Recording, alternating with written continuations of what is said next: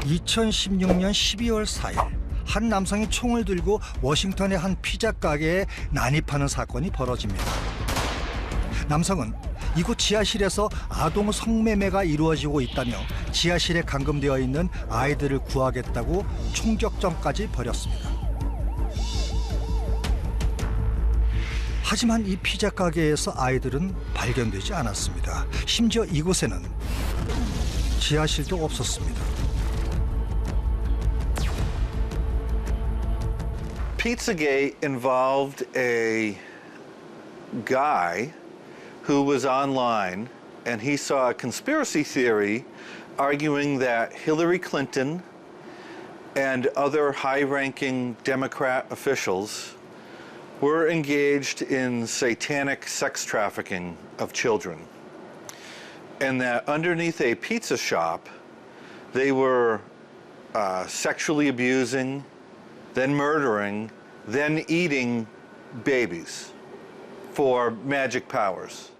Now, none of this was true, and all of this was taken from misinterpreted, hacked emails from Hillary Clinton's campaign manager. These anodyne statements were taken and turned into a conspiracy theory by people who were desperate for Hillary Clinton to lose. 2023년 PRRI 여론조사에 따르면 악마를 숭배하는 엘리트 집단이 아동 성매매 조직을 운영하고 있다는 피자 게이트의 핵심 주장에 대해 미국인의 25%가 사실이라고 믿는다고 답했습니다. The point is that Pizzagate and Pinogate are real.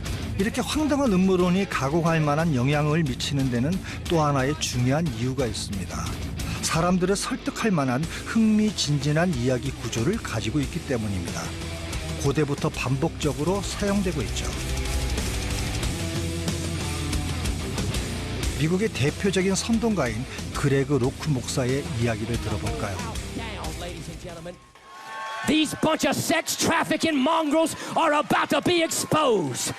These bunch of pedophiles in Hollywood are going to be exposed for who they are.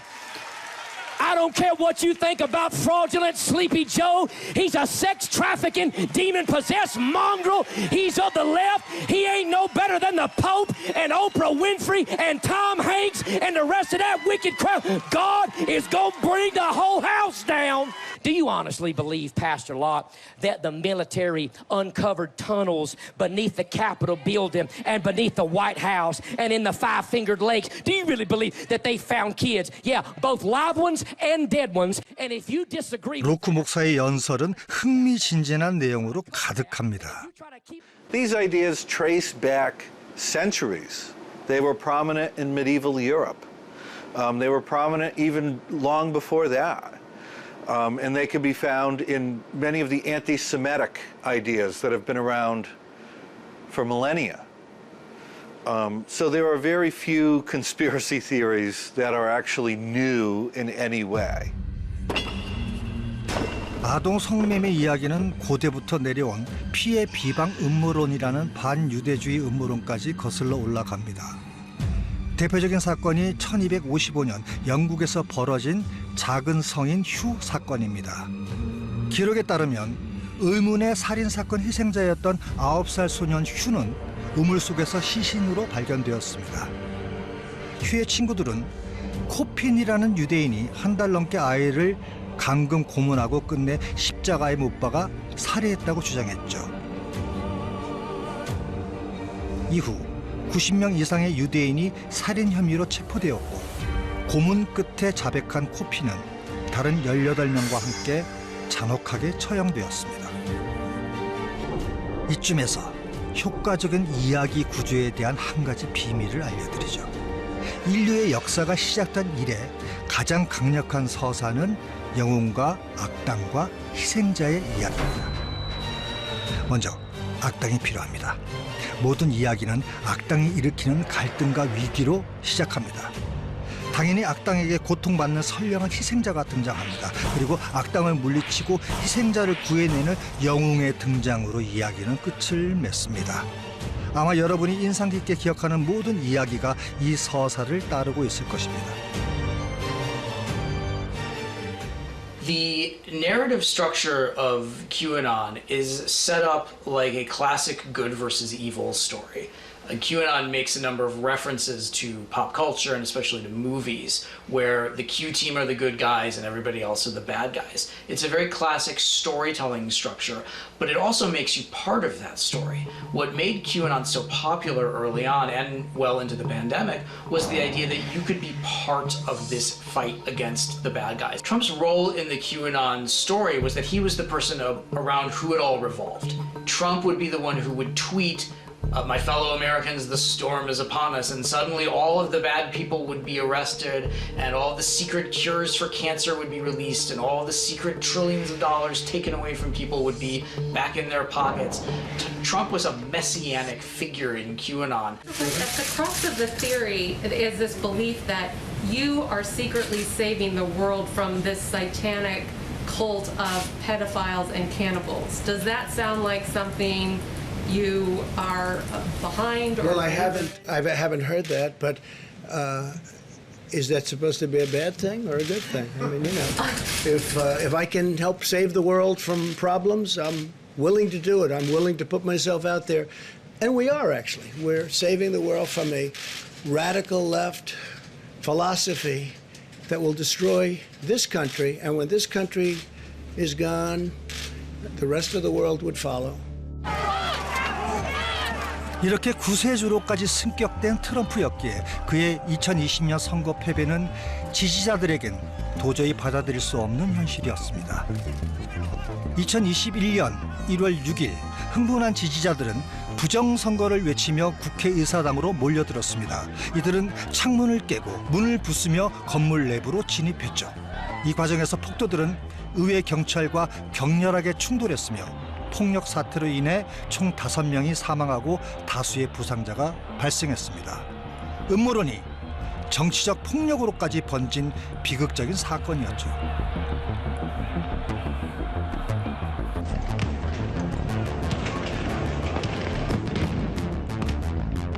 (2023년 1월) 남미의 트럼프를 자처하던 보우소나로 전 대통령의 지지자들도 똑같은 사건을 일으켰습니다. 선거에서 패배하자 부정선거를 외치며 대통령궁과 국회, 대법원 등 모든 헌법기관에 난입한 것입니다. 이 충돌로 인해 최소 84명 이상이 부상을 입었습니다. 폭도들은 심지어 브라질 헌법 원본까지 도둑질해가는 만행을 저질렀습니다. I think what Trump did in 2020 was give everyone around the world permission to believe that if the election didn't go their way, it was stolen from them. We seem like we've lost the ability to say, well, we did a good job, but we lost. Sometimes that happens. Now it has to be a conspiracy. There has to be a plot. Nobody can ever just lose an election.